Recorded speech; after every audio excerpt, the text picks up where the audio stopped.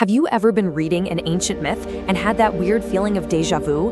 Like, you've heard this story before, even though it's from a culture thousands of miles and thousands of years away? Well, you're not imagining things. Today, we're going to explore the absolutely fascinating similarities in mythologies from all over the world. So let's start with a big question. What could the gods of Greece, India, and the Aztec Empire possibly have in common? I mean, on the surface, you'd say absolutely nothing, right? But once you start to look a little closer, you see them. The same characters, the same conflicts, the same stories, popping up again and again. So what on earth is going on here? The answer, it turns out, might just point to a kind of hidden blueprint for storytelling, a sort of shared narrative DNA that hints at something really, really deep about what it means to be human. To really see this blueprint in action, let's start at the very top. Let's talk about the kings of the gods, the big bosses of the heavens. Okay, check this out. On one side, you have Zeus, the Greek king of the gods. On the other, Indra, from a Hindu tradition. The parallels are just wild. Both are the top god, both throw lightning bolts when they're angry, both live on a holy mountain. But here's the kicker, the part that gets really interesting. It's not just their powers, it's their flaws. Both are famously impulsive and, well, can't keep it in their pants. They're constantly causing drama. What we're seeing here is a perfect example of what scholars call the Sky Father archetype. And it kind of makes sense, doesn't it? If you're an ancient human, the sky is everything. It brings the rain you need to live, but it also brings the terrifying storms that can wipe you out. So of course, you'd imagine the guy in charge is powerful, authoritative, and maybe just a little unpredictable. And believe me, this is not just a coincidence between Greece and India. No way. This character shows up everywhere. You've got Odin, the All-Father, in Norse mythology. You've got Huitzilopochtli for the Aztecs. It's the same essential character, just wearing a different outfit for a different culture.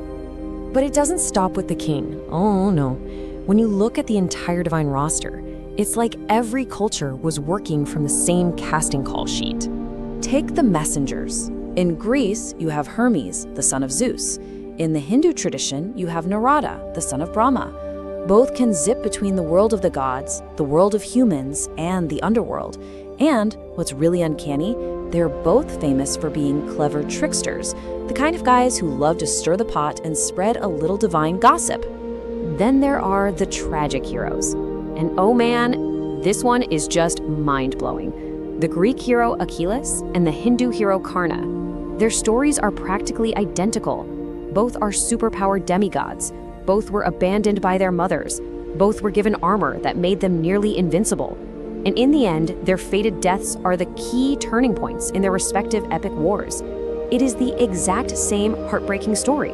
And this pattern even applies to how people tried to make sense of something as horrible as war. The Greeks personified it as Ares, the god of pure, brutal, chaotic violence. Meanwhile, on the other side of the planet, the Aztecs had Huitzilopochtli, a war god who literally demanded blood to keep the world running. Two very different cultures, but the same terrifying idea. War is a destructive, inhuman force. Okay, so we've clearly seen the pattern. It's undeniable, which brings us to the million-dollar question. Why? Why do these same exact characters and stories show up over and over and over again? I mean, really think about it. How could ancient Greece and ancient India, with no sustained contact, come up with heroes that have such ridiculously specific similarities? Well, there are two major theories that try to explain this mystery. The first one comes from the famous psychiatrist Carl Jung. He proposed this incredible idea of a collective unconscious. The theory is that we're all born with a kind of psychic software, preloaded with universal patterns and symbols, he called them archetypes, passed down from every human who ever lived. So, according to Jung, these myths weren't copied, they just bubbled up independently from the same deep well of human psychology. The Sky Father god keeps appearing because every human culture has to deal with authority, power, and the unpredictable forces of nature.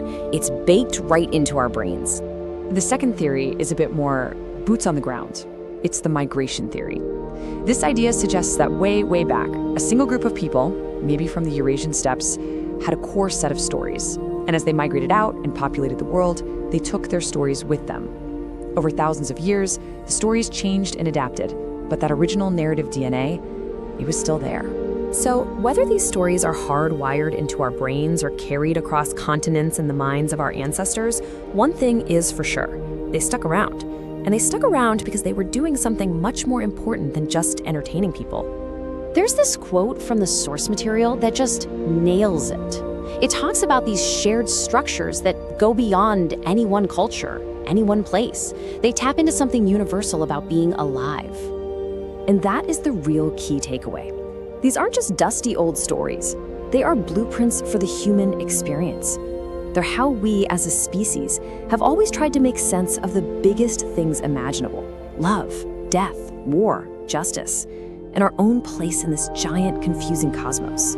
So I'll leave you with this thought. These archetypes, they never went away. They just put on modern clothes. Think about it. Isn't a character like Loki from the Marvel movies just our version of that ancient trickster messenger? And what is Superman, really, if not a perfect skyfather, a godlike being sent from the heavens to bring order? The moment you start looking for them, you'll see that these ancient gods are still everywhere, telling us the same profound truths we've always needed to hear.